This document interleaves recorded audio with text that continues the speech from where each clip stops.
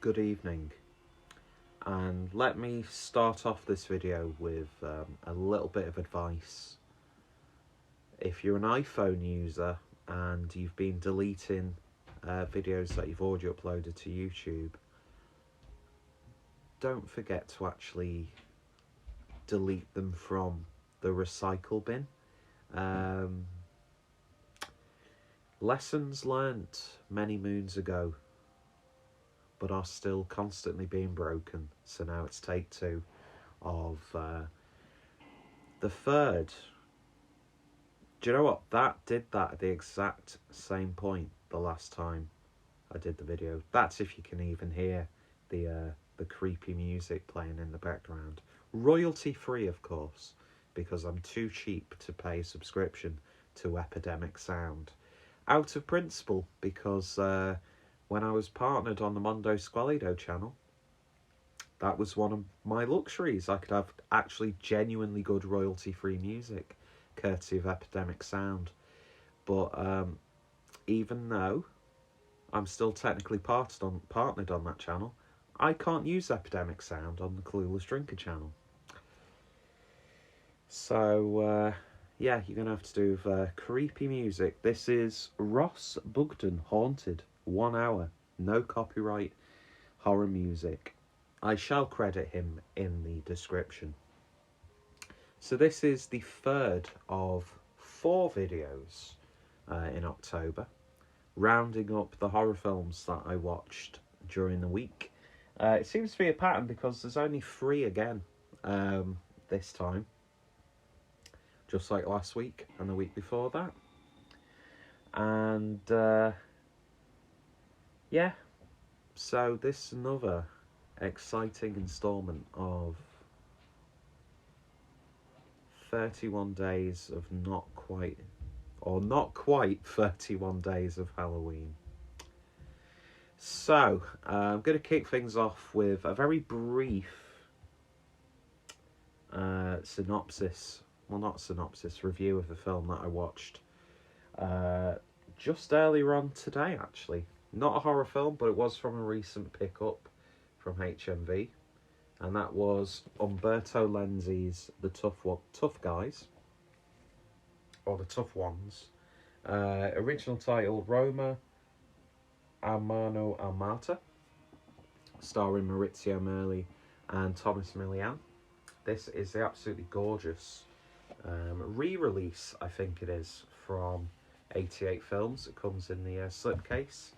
You get a nice chunky booklet with some nice images in there, as well as an interview with Umberto Lenzi. And then you get the 2-disc set. The other disc is still in my Xbox. And I actually watched the Brutal Justice cut this evening. It was actually earlier this afternoon, which was the Aquarius releasing print, which basically has a couple of insert shots to Americanise the film, and it also has a rather splendid animated introduction. And yeah, beautiful release, packed full of features. Not sure if many of them appeared on the initial release of this, or if some of them are exclusive to this release. I say that because there's an interview with the composer Franco Michalizzi, and it opens up with him wearing a mask. So I'd imagine that's a fairly new special feature. But yeah, you get 2 versions of the film, nicely packaged, and you also get a rather wonderful double-sided poster. So I've opted for the wonderful Italian poster. Just look at that typography. Ooh. Good job I can clean the glass on this frame, I tell you that for nout. With a nice painting at the top, obviously of Maurizio Merli. And I've been doing this a lot in these videos as well, just stopped talking. Thomas Milian. The other side is this really nice newly commissioned artwork, but yeah, I just love that. And I need to get more frames because I've got a few posters now that are that size. So yeah, highly recommended if you're into your Italian crime. Really nice release. If you can find it a little bit cheaper than what I paid, then go for it on Amazon, eBay, or in any of the buying trading groups if they're still going. But yeah, I'm very tempted to pick up all the other sort of releases that are done like this. And there's also that new label in the UK that does the Italian crime as well. Sort of reminds me of like a UK version of Camera Obscura. And they command the price of those as well. But I thought I'd have a little bit of a splurge. A little bit more than I'd usually pay for a Blu-ray, but hey ho. Anyway, so first up, and I've even got a notebook with notes because I'm sad and I don't want to keep stumbling over my words trying to remember people's names. I'm taking them very seriously, ladies and gentlemen. I'm a true professional. I'm a veteran of the film review, don't forget. Arguably one of the more interesting film reviewers of my time. I'm a cult classic, and I can't believe I've just said all that stuff about myself. I was good though, wasn't I, Mondo Squalido?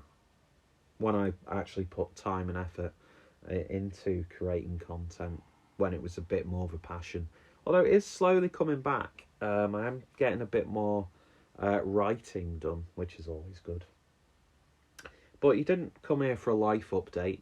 I usually do that when I'm feeling a little bit depressed, as regular viewers will probably know. Anyway, self-deprecation over. Let's get on to what I watched this week. So kicking things off with a first-time watch. And that's Michel Suave's The Church from 1989. Original title, La Chiesa. Co-written by Dario Argento and Suave. Argento also, I think, produced this. And the soundtrack comes courtesy of Keith Emerson, Goblin, and also Philip Glass makes a bit of an appearance there. So basically, the story is, film opens up with a group of Teutonic Knights doing what they did best, massacring innocent people in villages under the assumption that they were witches, and of course doing it in the name of God. And after they've disposed of the peasants, they basically they dig a mass grave, and then they get someone to build a church on top of it, and then the film cuts to present day, and shit hits the fan, essentially. So, in the film, we've got Thomas Arana, who plays as Evan, who is the church's new librarian. We've got Barbara Cupisti-Lisa, who plays as an archaeologist who's doing excavation work. Those two hit it off very well. Asio Argento makes an appearance as Lotta, who is the caretaker's daughter, a little bit of rebellious teenager who likes to go out at night to nightclubs, even though I'm sure she's like 14 in the film. And probably about 14 in real life as well. There's some really uncomfortable scenes, I've got to say. What is it with Dario Argento being a little bit too sort of like liberal with what happens to his daughter on screen? I don't know. And then you've also got Fedor Chaliapin, who plays as the bishop of the church, and the two main priests are Giovanni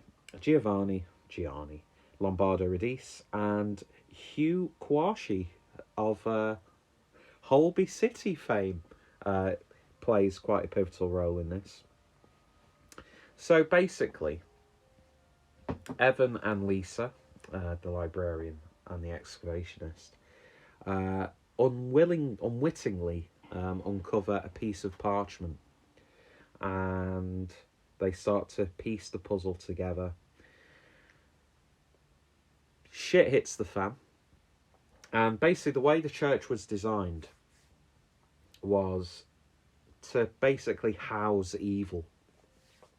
And if that evil were to get released, then there's a failsafe in the church where it shuts down the church completely. There's no way out.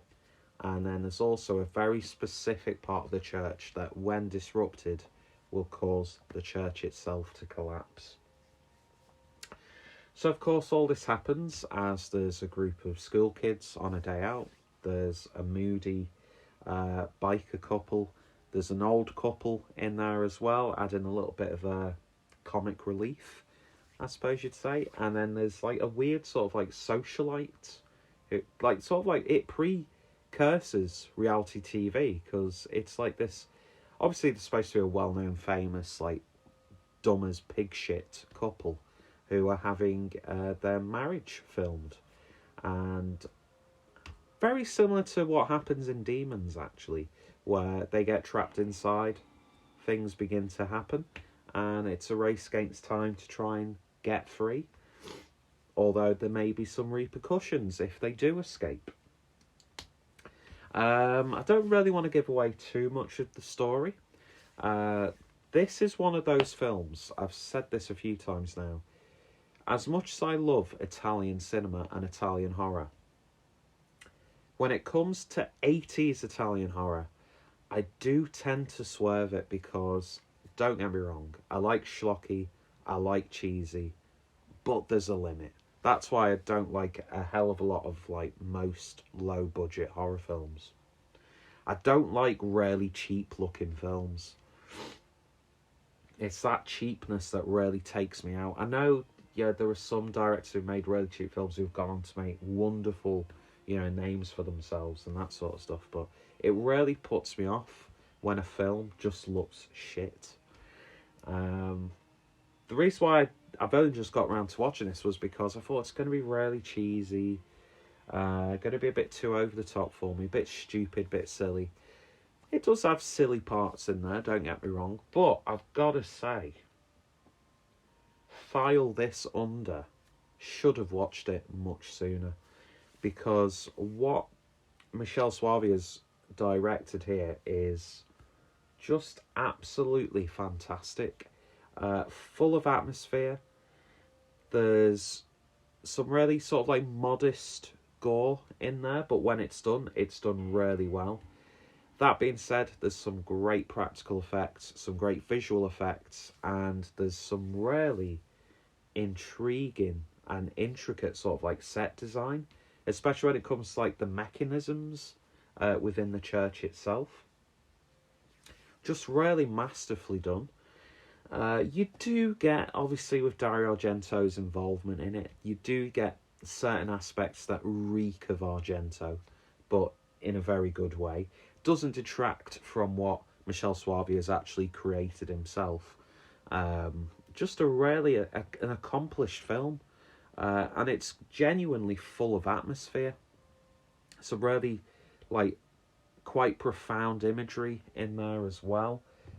Marry that all up with the wonderful soundtrack, especially the use of, I can't remember what the song is by Philip Glass, but it's used as the Teutonic Knights are going about their business, and it's just done really, really well, and it's got a lot of replay value. You can tell I've been doing this video for a long time because my voice is going croaky.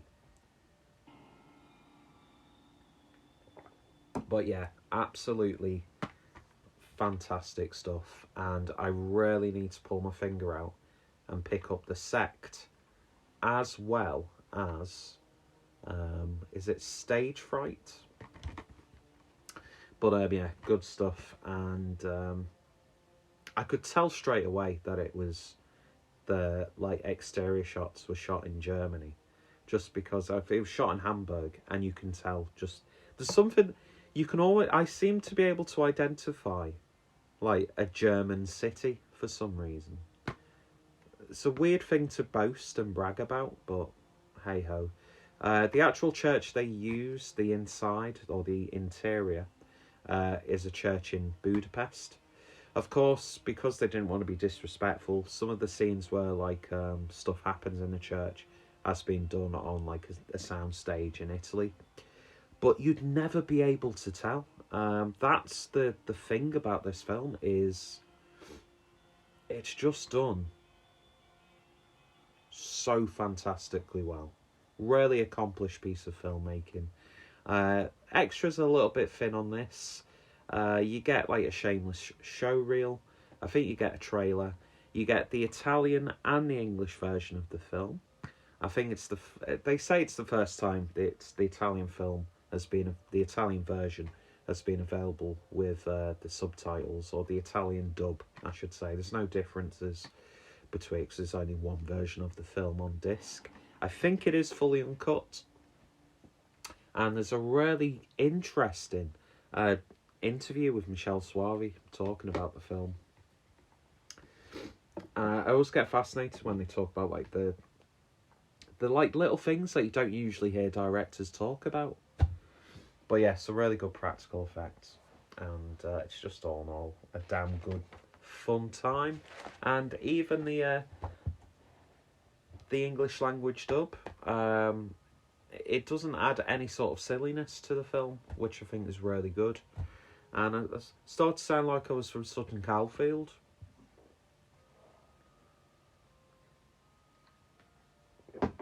Was my attempt at an accent geographically correct? Who cares? Moving on to 1970s London. And we're taking a look at the Satanic Rites of Dracula. Filmed in 1972, but was actually set in 1974, 2 years after the events of Dracula AD.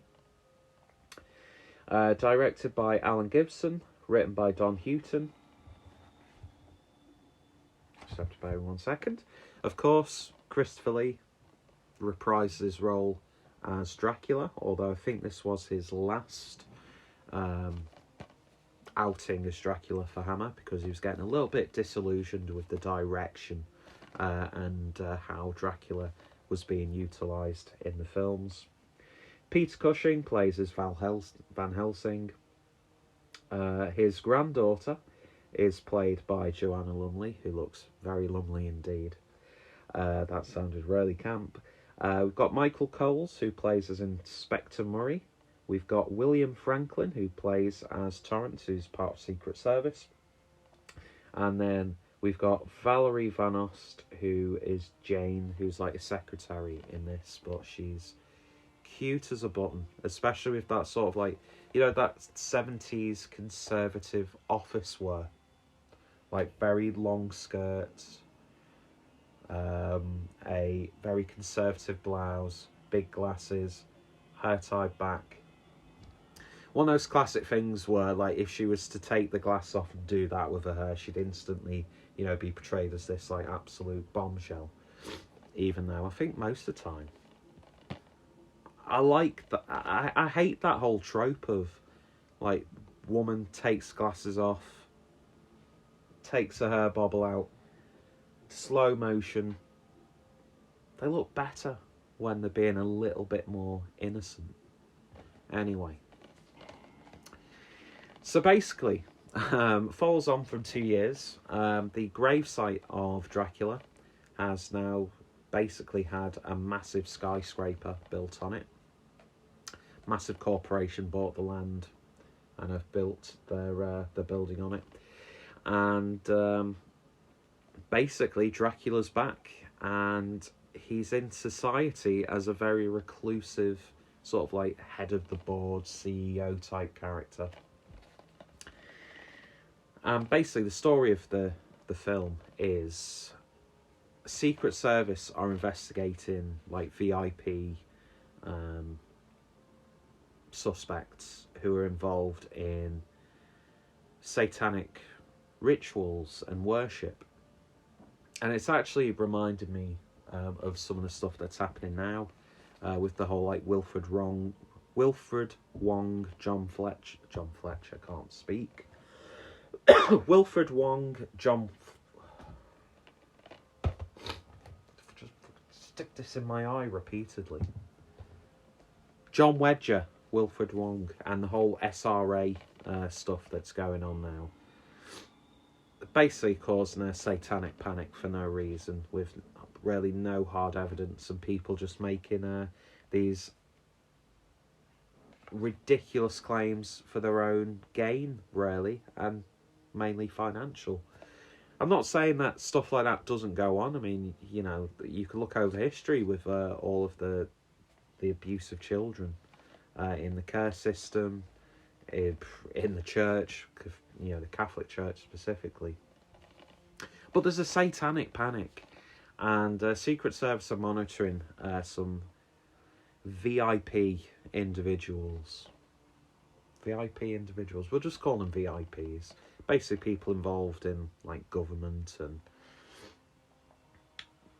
the defence, Ministry of Defence, that sort of stuff. And one of their agents infiltrates, gets captured, somehow escapes.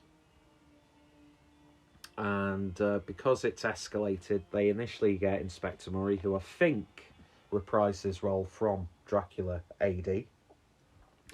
And of course, when he realises what's going on, Van Helsing comes into play. And yeah, it's basically just them trying to figure out what's going on, who's behind it. It's not really a spoiler, because you know it's going to be Dracula, obviously.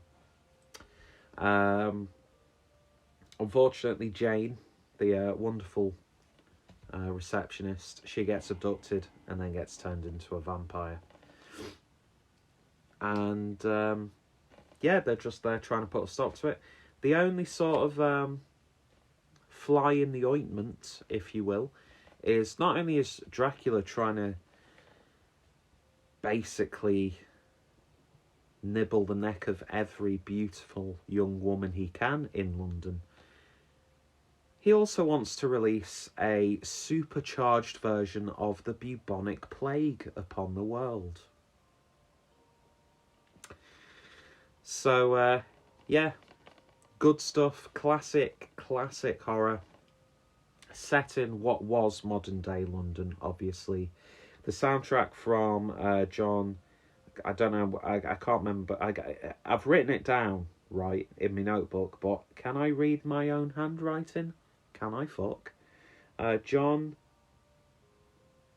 Casavas, who I'd imagine did the score to Dracula AD, another film that I need to pick up, and I think it's also on the premium collection as well.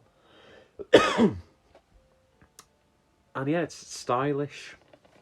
I mean, you've got Joanna Lumley. God, what a bombshell. I mean, she's still absolutely stunning now. Really, so classy, full of class, sophisticated, but quite a bombshell in her younger days. And yeah, it's just really good. It's well written, well paced, plays out nicely. Although I've got to say, without giving too much away, Dracula doesn't half go out in such a bitch way.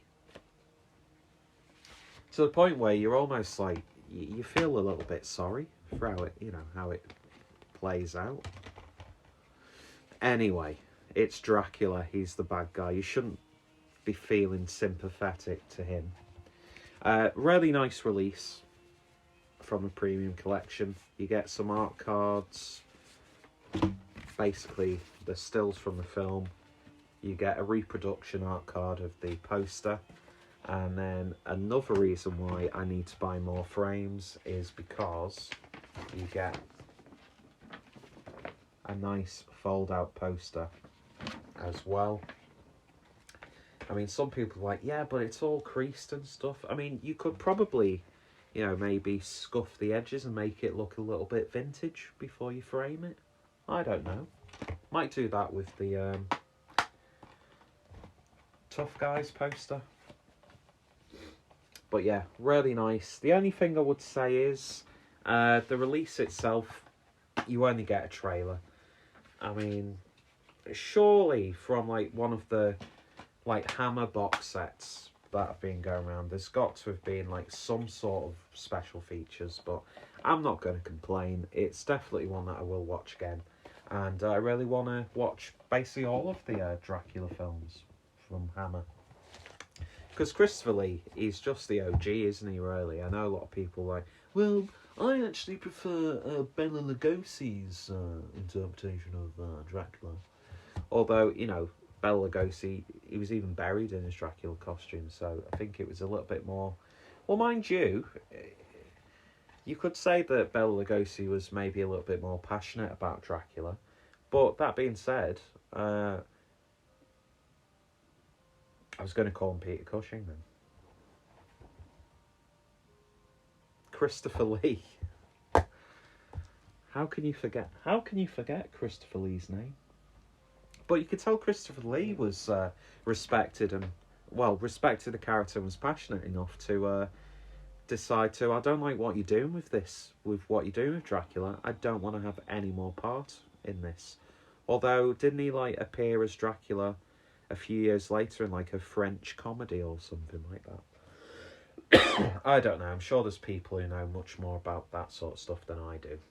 Well, there is definitely, because I know next to fuck all about Hammer horror films and Amicus and that sort of stuff. But I'm slowly getting back into it. The passion for cinema is slowly coming back. I've found that I'm writing a little bit more. Got a potentially exciting opportunity coming up. Doing my first review for them. All shall be revealed once it's all sorted. But anyway, a little bit of an exclusive there for you. And as soon as I can get myself a new MacBook, I'll probably start doing the odd proper review, because the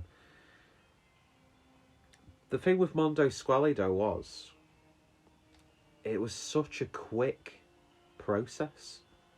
Script, very easy, very quick, no real effort put into it.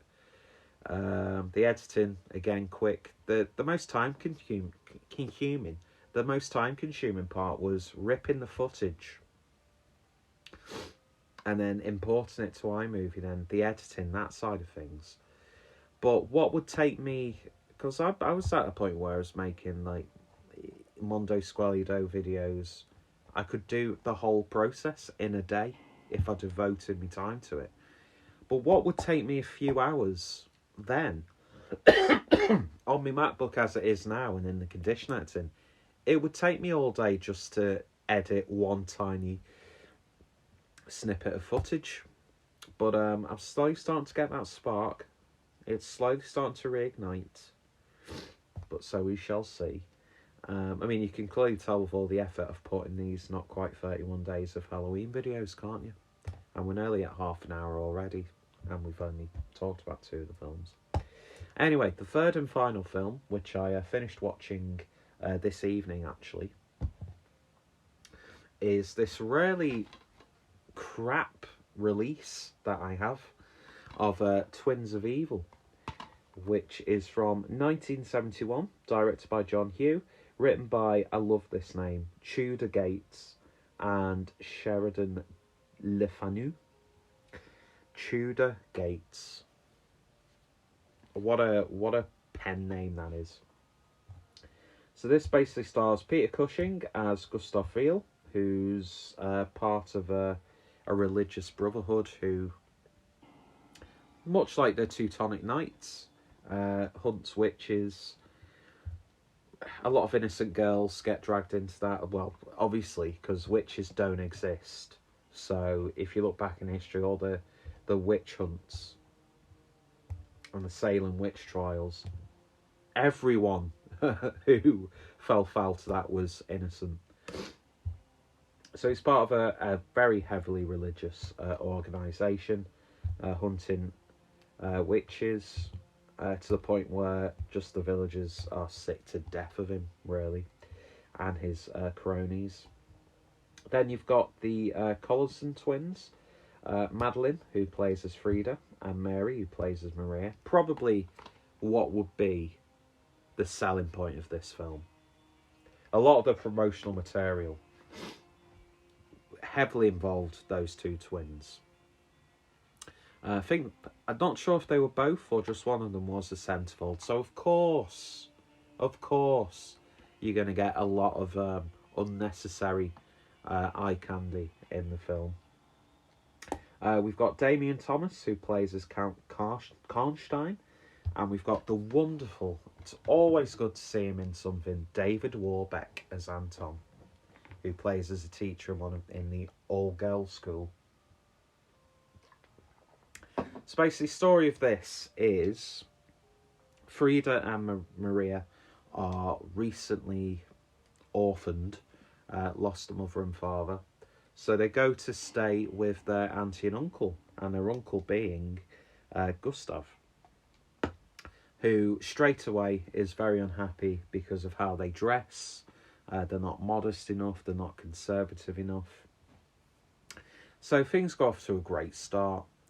And because of this, Frida, who's the rebellious twin, starts to go out late at night, and unfortunately falls under the spell of Count Karnstein, who I think is a long-running character in some of the Hammer vampire films. I'm sure, I don't know if it's played by the same actor, Damien Thomas, but I'm sure Count Karnstein appears in Lust of the Vampire, which is, by the way, if there was ever a film to have completely unnecessary tits at completely unnecessary moments, it would be that film.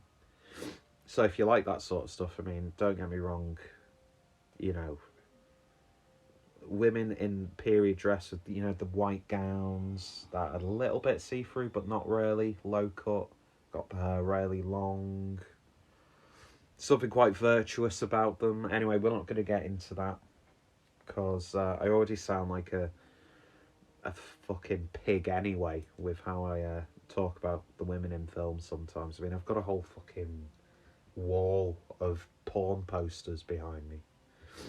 I'm actually a really nice person. I'm not misogynistic. Everyone's going to say that, aren't they? But you know what I mean? I treat women with respect. And, you know, a good-looking woman in a film isn't the be-all, end-all with me. Sometimes it might add to the film. But, yeah, it is what it is. I don't want to put my foot in my mouth. I mean, don't get me wrong. The two twins in this, absolute stunners. Anyway, so she gets seduced by Count Karnstein, who, much like the VIPs in the Satanic Rites of Dracula, they're heavily involved in satanic rituals. His being mainly so he can potentially reincarnate his late wife, which he does successfully, and thus turns himself into a vampire. So basically, the women in this village are fucked, aren't they? They're getting picked off by the local religious sect, and then now they've got to deal with Count Karnstein. Jesus. So, yeah, there's not really much to say about this film without giving away major plot points. But, you know, you've got one virtuous niece and one not so virtuous niece. I think you can tell what happens to one of them.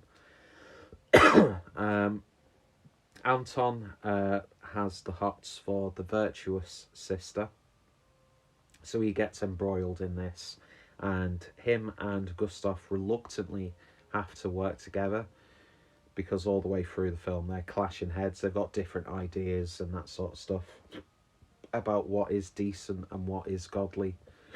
Oh, excuse me, hiccup right on camera. And yeah, it's just, again, it's got nice atmosphere. Both this and the Satanic Rites of Dracula have a scene. Two completely separate scenes, obviously. It's not like a scene reused. But I've always loved a well-executed, and I don't know what you'd specifically call this type of shot. But, you know when you've got, like, a character who's like they're starting to like decay, and like the shot, it's sort of like it fades to the exact same shot, but at a more like decomposed state. You know, it just slowly you see one person turn from being human right to like just remains, but it's done so fluently with like really subtle fading. Both films have got a really good example of that, done really effectively. The scene, one scene that stands out, I'm really, really impressed, especially with it being a film from 1971, is when you basically see like the spirit of Karnstein's wife resurrect, all like shrouded, and just the way they move. It's just hauntingly beautiful, the way it's done. And yeah, just like Dracula, Satanic Rites of Dracula, Peter Cushing steals the show in every scene that he's in, and he's just a wonderful, wonderful actor, and yeah, just fantastic. And even though he's not the most pleasant of characters in Twins of Evil, you just can't stop watching him. Basically, he's just got such presence, and he's like that in every film that he's been in. I really want to watch Corruption. That looks really good. Just to see him in a bit more of like a grittier, rougher sort of film. But no, fantastic stuff. We'll definitely watch again. In dire need of upgrading to a Blu-ray release of this, because it's a 4x3 print. I'm not sure if you can get a widescreen print of this. I'd imagine you can. Still looks really nice. It's a nice presentation and restored presentation of the film. Don't get me wrong, but it's like just this square.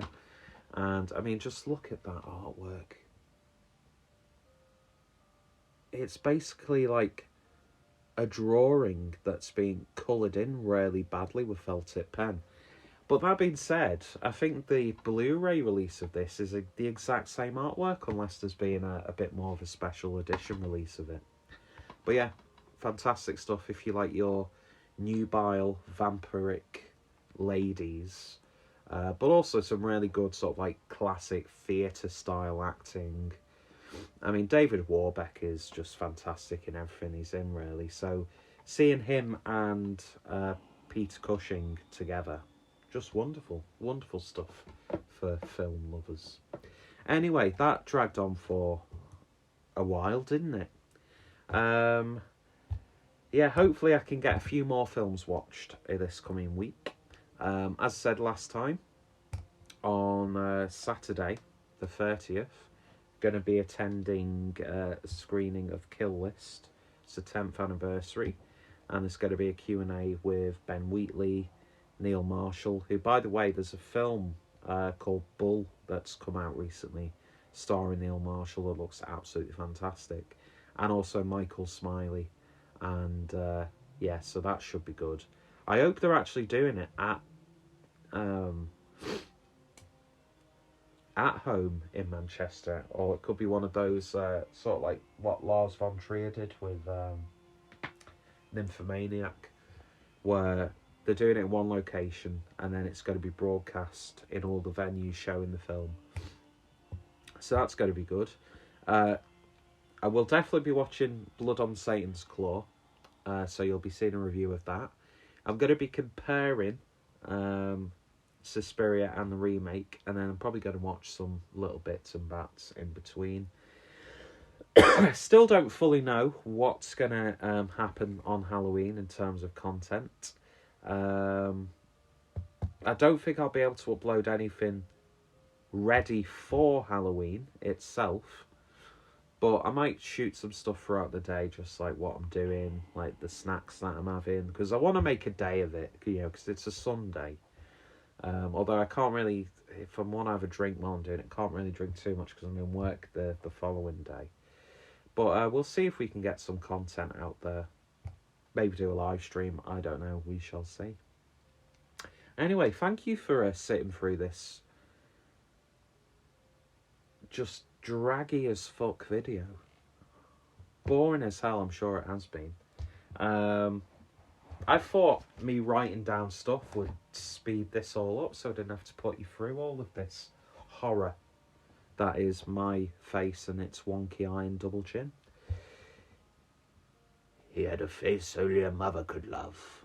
Anyway, thank you for watching. If you've seen any of these films, then let me know your thoughts, opinions down below. Best of the bunch this week, I'm probably going to say The Church. What a surprise that was, and how wrong I was to think that it's going to be a shitty, cheap, schlocky mess. But no, it's actually a really good film, and I think I've said that about 10 times now.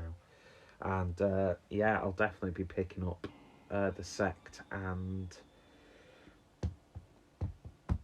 the other notable one, Stage Fright. I think Shameless have released those two as well, so if they're part of the 2 for 15 quid, might pick those up also at some point in the next week or so. Anyway, cheers for watching. I hope you're having a wonderful October so far. It's just really nice to see the colours of autumn coming through now. You know, dead trees, leaves covering the floor, covering God knows how many dead rats. The colour palette's absolutely gorgeous. It's amazing hearing the wind and the rain hitting the windows. I love this time of year. The basic bitch in me is very happy right now, although my throat is slowly starting to collapse in on itself like the church in the film The Church. Anyway, thanks for watching. You all take care, stay safe, and it's just dawned on me that it's basically taken me the length of a film to get this video finally recorded. You all take care, stay safe, stay spooky, and I'll see you later, you fucking wank.